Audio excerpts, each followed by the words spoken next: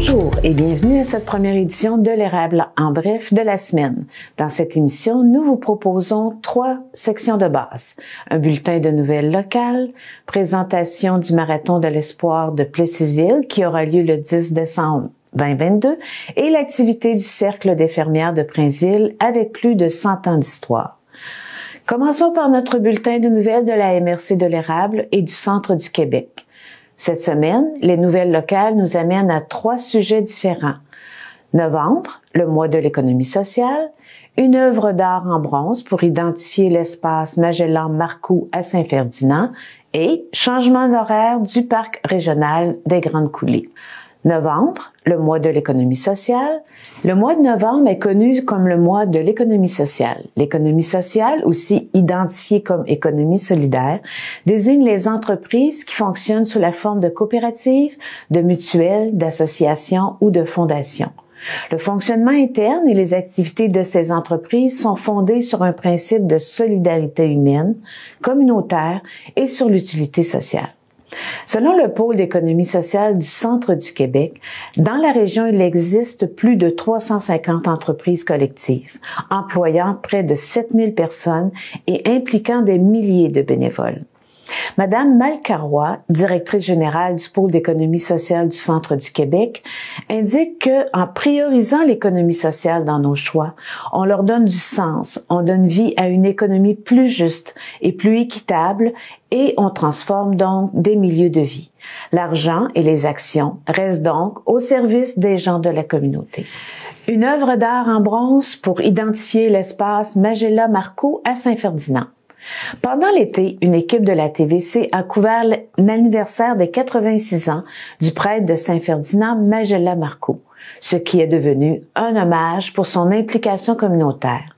Avec plus de 60 ans de vie sacerdotale, Magellan a maintenant une œuvre d'art en bronze depuis la fin octobre pour identifier l'espace en arrière de son presbytère. Avec la description « Espace Magellan-Marcoux », l'artiste Mélanie Arcan montre dans son œuvre une diversité de personnes qui pratiquent des activités de la vie quotidienne, identifiant le nouveau parc aussi. Changement d'horaire du parc régional des Grandes Coulées. Pour une première fois, le secteur de la forêt ancienne du parc régional des Grandes Coulées, dans le secteur de Plessisville, restera ouvert durant la période de la chasse à l'arme à feu, qui a débuté ce mois de novembre.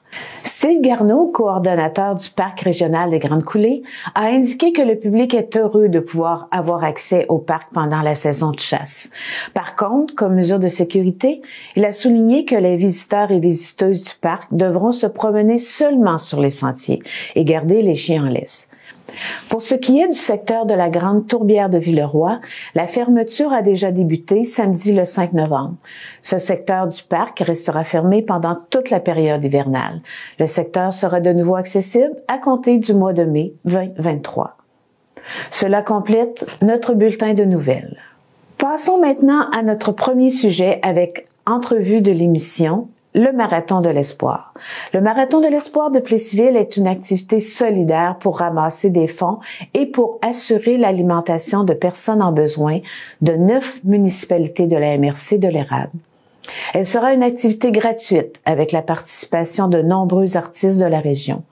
La contribution sera volontaire et elle aura lieu le 10 décembre 2022 au Carrefour de l'Érable. Les municipalités de la MRC de l'Érable contribuent financièrement et assurent la logistique de l'événement. Pour connaître tous les détails sur le Marathon de l'espoir 2022, nous recevons dans nos studios Madame Claudette Laliberté, présidente de l'œuvre de partage, l'organisme responsable d'administrer et distribuer les fonds reçus. Nous accueillons avec un grand plaisir Madame Claudette Laliberté, présidente de l'organisme Œuvre du Partage, pour nous parler aujourd'hui du Marathon de l'espoir de Plessisville. Bonjour. Bonjour, ça me fait plaisir d'être ici. En quoi il consiste exactement le Marathon de l'espoir de Plessisville? OK, le Marathon de l'espoir de Plessisville, c'est la 32e édition. C'est une journée dans l'année où on recueille les dons. C'est notre journée de levée de fonds pour redonner de l'argent durant toute l'année. L'organisme qui parraine le marathon, c'est l'Œuvre du Partage de Plessisville, qui est là depuis 1969. Ça fait 53 ans. Ça s'est pas toujours appelé comme ça. Ça s'est appelé le Noël du pauvre, ça s'est appelé le comité du partage, Téléthon, Radiothon, maintenant ça s'appelle marathon.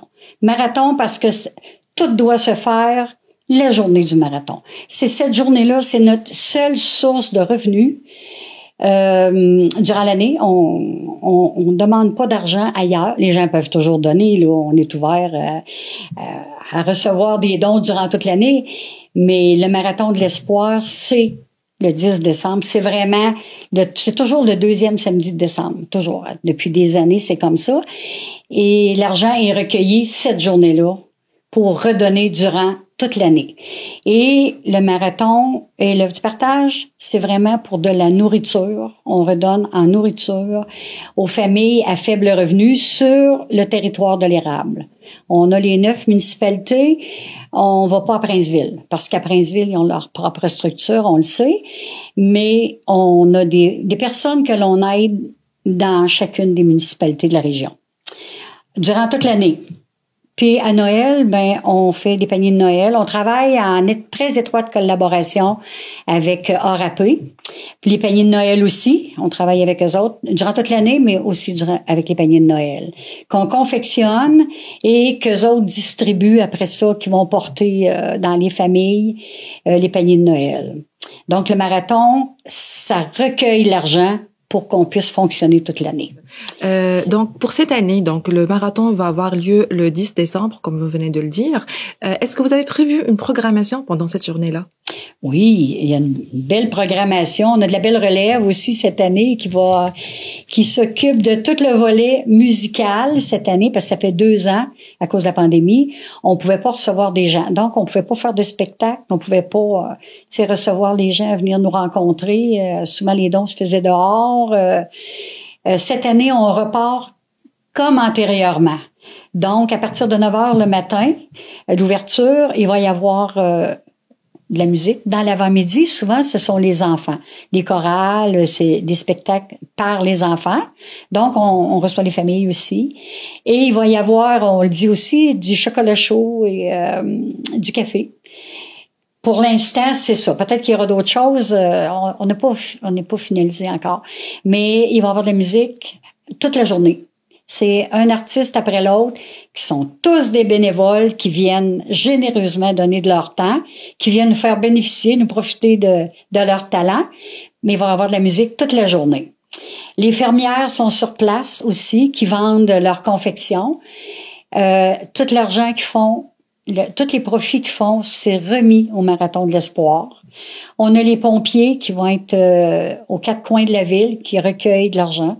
On a aussi les pompiers des paroisses environnantes, le Ciré, qui vont être, je crois, cette année, Saint-Ferdinand, Lister et Villeroy, qui recueillent aussi de l'argent pour nous remettre. Ils nous remettent ce que la population a donné, dans le fond, ça nous est remis complètement. Fait que la programmation de la journée, c'est pas fini, là. C'est pas attaché encore complètement, là. Mais ça se fait bien. Mais là, vous avez parlé de performances artistiques et de la musique et tout. Est-ce qu'il y a un frais d'entrée ou bien des billets à acheter pour accéder à l'événement? Il n'y a pas aucun frais d'entrée. Nous avons regardé sur votre site internet que vous avez fixé un objectif cette année de 66 000 dollars. Pourquoi vous avez choisi ce chiffre-là? Les dernières années, on fixait plus d'objectifs. Les années antérieures, on disait 60 000. À peu près ce que ça prenait pour fonctionner, à peu près. Il y a des années, on a eu plus. On a pu en mettre un petit peu de côté. D'autres années, on a eu moins. On en a ressorti. Et l'année passée, on a reçu 53 000 du marathon net et on a dépensé 66 000 dans l'année. Donc, on est allé en chercher un petit peu de l'argent qui était de côté. Mais si on regarde l'argent qui est dépensé pour de la nourriture, uniquement pour de la nourriture, on a ORAP. Avec ORAP, on donne un montant d'argent. En tout cas, on peut sortir des chiffres, je pense. Bon, oui. On donne 47 000 $. C'est à peu près 1 000 $ par semaine où ils donnent de la nourriture. Eux autres achètent la nourriture et c'est préparé et distribué aux personnes qui en ont besoin. Et nous autres, on paye la facture. Fait que c'est une belle collaboration tout le temps. On redonne aussi pour les collations dans les écoles. On donne aussi à des organismes pour aussi de la nourriture. Tout le temps, ça concerne la nourriture. On commence par Holo. Les femmes enceintes, les femmes qui ont besoin d'aide, c'est les infirmières qui s'en occupent. On donne aussi à la maison du CLDI, qui est un organisme qui aide les personnes qui présentent une déficience intellectuelle. On va donner aussi à la maison des jeunes, un montant d'argent pour de la nourriture. On donne aussi à Haut Rivage pour les personnes qui ont des différentes dépendances. Fait que c'est toujours le volet nourriture. Fait que l'année passée, on a donné, puis au panier de Noël, on achète de la nourriture, même si on a des très bons commanditaires qui nous donnent plein de choses à mettre dans nos paniers de Noël. On en rachète toujours pour compléter. Et l'année passée, on a acheté pour 12 000 $ pour mettre dans nos paniers de Noël. Le panier de Noël, on est alentour de 200 paniers de Noël. Des personnes seules, 2, 3, 4, 5, 6, il y a jusqu'à 5. Notre plus grosse famille, il y a 6 enfants, là. Fait que, tu sais, on ajuste à mesure. Donc, l'année passée, on a dépensé 66 000. On a dit, cette année, il faudrait qu'on aille chercher 66 000. Parce que, sinon, on va être obligé de peut-être couper quelque part. C'est pas, on veut pas faire ça, là. Mais est-ce qu'on pourra pas toujours aller piger dans notre petite réserve, là? Donc, c'est pour ça, le 66 000. Ça coûte 66 000 par année. Est-ce qu'on peut savoir comment on peut contribuer au Marathon de l'Espoir? Parce que vous avez dit qu'il y a l'école, les pompiers, mais... Durant toute l'année, puis la journée du marathon aussi, vous pouvez aller sur le site Marathon de l'Espoir. Vous allez voir qu'il y a plusieurs façons de donner. PayPal ou paiement ou transfert direct, ou en tout cas, il y a plusieurs façons de donner. Sinon, vous vous présentez la journée même au Carrefour culturel, c'est là qui est le marathon depuis quelques années, au Carrefour, et il y a des personnes qui vont vous accueillir au Carrefour toute la journée, on est là. On fait des reçus aussi pour les personnes qui veulent avoir un reçu, qui font un don. On fait des reçus pour l'impôt aussi. C'est la façon de donner. Le camion d'Orapé devrait être là sur le terrain aussi le samedi, ceux qui veulent apporter des denrées. Le camion va les recueillir, va être là pour les recueillir aussi.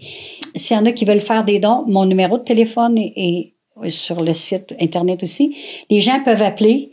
On va aller chercher. Il y a quelqu'un qui va aller chercher les dons chez eux. Bien identifié avec l'auto de la ville de Plessisville et avec une étiquette bénévole. Il s'appelle Charles-Antoine. C'est lui qui va aller chercher les dons aux maisons le samedi. Okay. Pas que les gens donnent à n'importe qui ou que n'importe qui aille chercher l'argent. Fait que c'est vraiment bien identifié. Fait qu'ils peuvent nous appeler. On va en appeler quelques-uns qui donnent à chaque année régulièrement, qui peuvent pas se déplacer pour une raison ou pour une autre. On va aller chercher les dons chez eux, ils sont déjà identifiés, là. Comment est-ce que les municipalités de la MRC de l'Érable sont impliquées dans le Marathon de l'Espoir, quel que soit sur le plan financièrement ou même au niveau de la logistique? OK. Sur le plan financier, la ville de Plessisville nous prête le Carrefour de l'Érable gratuitement. On a les 2 jours, vendredi pour s'installer et le samedi. Nous prête aussi les 2 autos pour la journée du marathon, 2 autos électriques qu'on a à la ville, qui nous sont prêtées gracieusement aussi. Il y a du personnel sur place qui est payé par la ville aussi la journée du marathon. Les municipalités vont donner de l'argent. Peut-être qu'eux autres, ils font, je sais pas s'ils font un bout avec leurs entreprises sur leur territoire. J'espère qu'ils le font. Je le sais pas. Mais les municipalités, la plupart, il y en a peut-être 1 ou 2 qui donnent pas, mais probablement peut-être qu'ils donnent ailleurs aussi, puis on le sait pas, là. Mais les municipalités donnent aussi de l'argent qui nous donnent pour que nous autres, on redonne dans leur paroisse, dans le fond. C'est comme ça. Okay. Est-ce qu'il y a aussi les députés, est-ce qu'eux aussi participent dans ce projet? Oui, on a le député provincial qui vient habituellement nous porter sa contribution et le député fédéral aussi, qui vient porter sa contribution aussi à chaque année. Habituellement, ils viennent. Ils viennent la journée, ils viennent faire un petit tour dans la journée, puis ils viennent. Puis cette année, le marathon, notre président d'honneur, c'est le maire de Plessisville. Okay. Donc, je suis sûre qu'il va passer la journée avec nous autres. C'est bien. Très bien. On est bien contents. Excellent, parfait. Je vous laisse le mot de la fin. Est-ce que vous voulez rajouter quelque chose? Depuis 1969, que l'œuvre du partage a été créée par M. Raymond Gosselin et une équipe. qui sont là. Ils s'est relayé des équipes, je sais pas combien, depuis des années. Ça a changé de nom, ça a changé parce qu'au début, ils donnaient pas juste de l'argent, de la nourriture. Ils recueillaient des meubles, ils recueillaient des vêtements. Maintenant, on a d'autres organismes qui recueillent des meubles, comme on rappelle, des vêtements, comme la Saint-Vincent-de-Paul. Donc, différents organismes, maintenant, qui se sont réunis et qui ont dit, là, il faut faire quelque chose pour nos personnes. Ils appelaient ça le Noël du pauvre, dans le fond. Et ça s'est continué au fil des années et ça se continue encore. Puis on a une population à Plessisville tellement généreuse, là. Puis là, on parle du marathon, mais on a des petits à côté aussi, là, nous autres, qu'on va aider ailleurs par d'autres moyens, parce qu'on reçoit d'autres argent ailleurs pour autre chose aussi. Fait que la population est généreuse. Je lève mon chapeau à tout le monde. C'est tellement généreux. Puis je dis, nous autres, on est juste une courroie de transmission. On reçoit l'argent qui nous est donné et on la redonne à ceux qui en ont besoin, parce que les gens en ont besoin beaucoup. On disait avant, c'était surtout les gens peut-être qui reçoivent le secours, le dernier recours, mais maintenant, on se rend compte que les personnes qui travaillent à salaire minimum, pas beaucoup d'heures, une petite famille, ils n'y arrivent pas. Ils sont pas capables de joindre les deux bouts. Donc, ils viennent nous rencontrer pour qu'on leur donne un petit coup de main dans la nourriture aussi. Fait que ça atteint, on aide des personnes, des fois, elles sont en attente d'assurance salaire, en attente d'assurance chômage, en attente parce qu'on s'est rendu compte aussi, on a des familles immigrantes qui arrivent à Plessisville, puis on le sait que quand la famille arrive, ben, ils n'ont pas le droit à l'assurance maladie, ils n'ont pas le droit, ils n'ont pas d'allocation familiale. Donc, le revenu du papa, des fois, il suffit pas pour aider pour un bout de temps. Fait qu'un petit coup de pouce, puis après ça, ben, c'est part. Puis souvent, ceux qu'on donne un petit coup de pouce, après ça, ben, c'est eux autres qui nous redonnent. Exactement. C'est comme ça. Donner au suivant. Exactement, c'est la chaîne. Merci beaucoup pour votre partage, pour votre générosité et aussi pour votre belle présence avec nous aujourd'hui. Merci. Donc, il ne reste de vous dire que à très bientôt. Ben, merci beaucoup, puis venez nous voir au marathon. Oui, on va vous accueillir avec plaisir. Merci beaucoup. Bonjour. Le 14 mai 2022, le Cercle d'infirmières de Princeville a fêté ses premiers 100 ans d'existence au complexe hôtelier du Prix de Princeville. Une célébration qui a été suspendue pendant 2 ans suite à la pandémie de COVID-19. Le Cercle d'infirmières de Princeville produit encore un volume important d'œuvres pour la communauté. Pour en connaître davantage, une équipe de la TVC s'est déplacée aux locaux de l'organisation pour s'entretenir avec sa présidente, Madame Dany Lévesque. Elle nous explique comment fonctionnent les métiers à tisser que les membres du Cercle d'infirmières de Princeville utilisent chaque jour.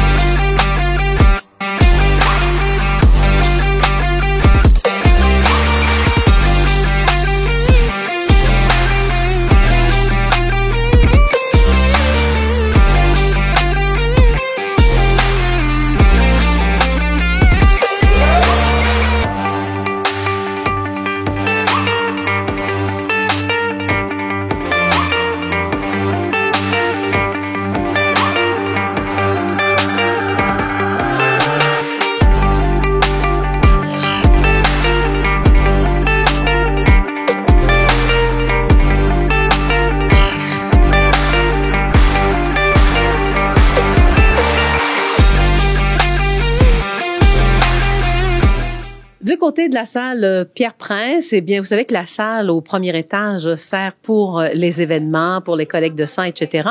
Mais en bas, on retrouve le cercle des fermières. Dany Lévesque, qui est la présidente du cercle de fermières de Princeville. Allô? Bonjour. Hey, j'aime ça. Un métier à tisser. Hey, ça date, hein? Ça fait longtemps qu'on fait ça, hein? Oui, ça date de longtemps, là. Je pourrais pas vous dire depuis quand, là, mais ça fait longtemps. Ben, ça fait longtemps aussi, les fermières à Princeville. Oui, on fête nos 102e anniversaire cette année.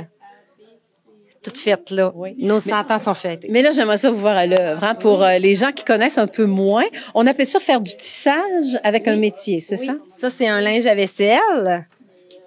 C'est les meilleurs, on dit, hein? Oui, donc c'est ça. C'est sûr que c'est un peu comme un piano. On a des pédales en bas et c'est ce qui fait le tissage. Donc, je peux passer mon fil à l'aide d'un canot. Là, j'ai un petit nœud, voilà. On tape pour coller notre fil. Ensuite, je joue de mon piano avec mes pédales. Ça vient de bloquer mon fil. Ça va bouger. Oui, je vais le rebouger. J'ai repassé mon fil. Ça va, les pédales, tu voulais voir les pédales? Je vais faire les pédales. Et voilà. Fait qu'on vient de croiser nos fils pour que ça reste pris entre nos... Oui, et j'aimerais qu'on explique aussi la minutie, parce que plus qu'on met de couleurs, plus faut vraiment toujours arriver égal aussi, hein? Oui, c'est ça. C'est sûr que c'est comme un patron. Oui. On a un patron. Là, j'ai ce qu'on appelle une marchure. Ceux qui connaissent les pédales, ben, peuvent jouer avec la pédale 1, la pédale 3, la pédale 2, la pédale 4. Mais c'est les deux pieds ensemble. Hey, ça a l'air facile à apprendre et à comprendre, et que c'est facile. C'est agréable. Ça vous a pris combien de temps à apprendre le concept, là? Ben, si on parle d'un linge à vaisselle, c'est pas très long. On fait une marchure de base, qui est le 1, 3, 2, 4, ceux qui connaissent ça.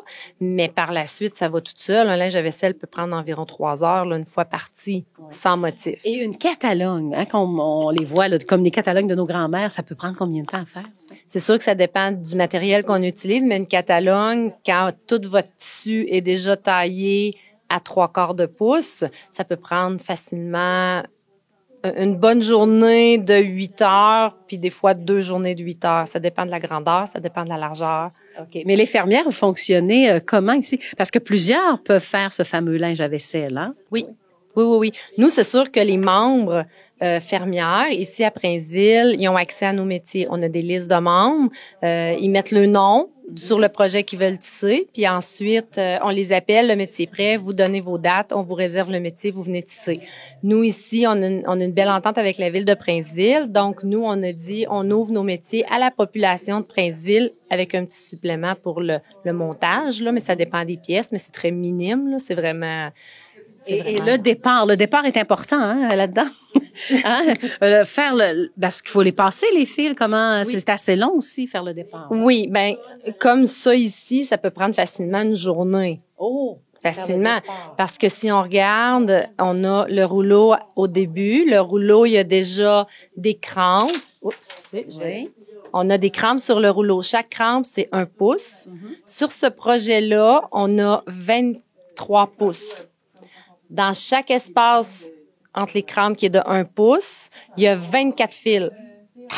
Donc, 24 fois 23, 552 fils sur ce montage-là. Par la suite, on a passé les 552 fils à travers 552 lames qui sont ici. Oui. Et ensuite, et là, c'est ça, en avant, ça, c'est les lames. Les lames sont ici. C'est ça. Il y en a 552. Ensuite, on passe 2 fils qu'on appelle en peu dans le peigne qu'il y a ici. Donc, on a 2 fils par petit trou ici. Et ensuite, on attache au rouleau d'en avant.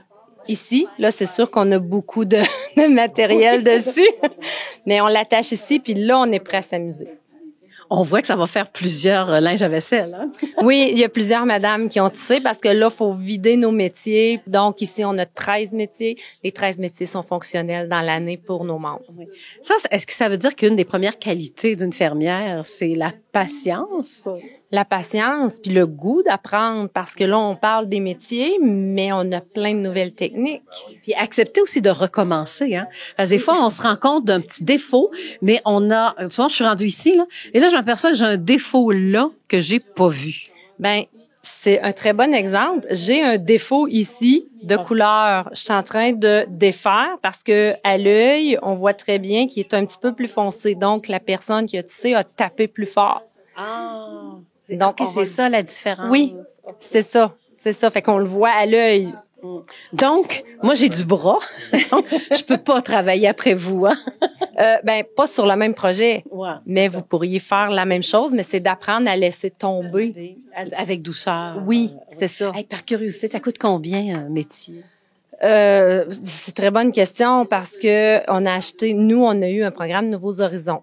Les seuls métiers qu'on a ici de neuf On a le gros métier qui a 8 cadres, c'est un 60 pouces et c'est dans les 12 000. Mais ça, c'est nous. On a eu un programme qui est Nouveaux Horizons du gouvernement fédéral.